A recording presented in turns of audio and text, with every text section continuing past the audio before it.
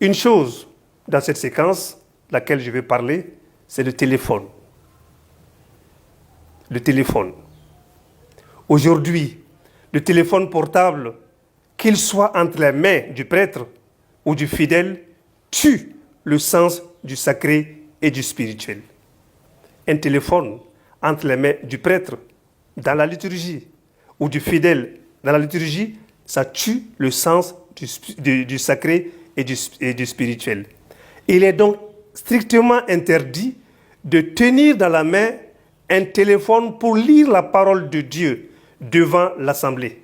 Strictement interdit. Ou encore, au moment fort de la messe, pour faire des photos. Les moments forts de la messe, un des moments forts de la messe, c'est par exemple la consécration.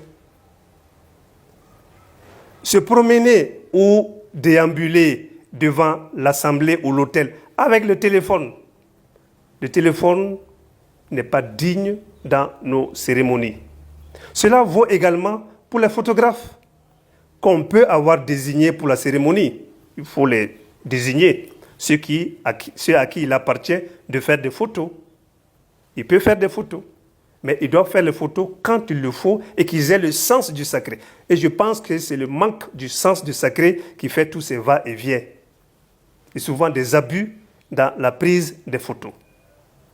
Alors, cela vaut donc pas seulement ceux qui ont le téléphone, mais également pour ceux qui ont les appareils photographiques qu'on peut désigner pour la cérémonie. En principe, les téléphones sont éteints avant que ne commence la cérémonie.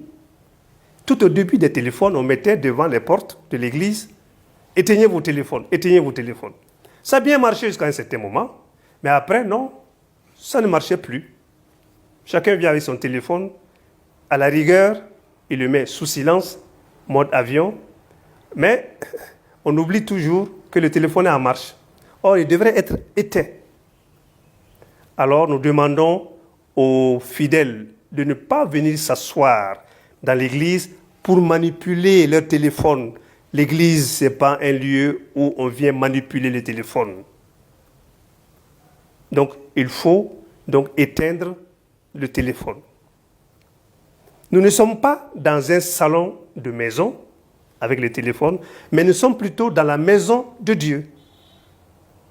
Si certains fidèles, donc, comme je le disais, ont compris qu'il faut éteindre leur téléphone ou le mettre sur silencieux, d'autres, par contre, continuent toujours à braver le Seigneur. C'est une lutte continuelle entre le téléphone et le Seigneur.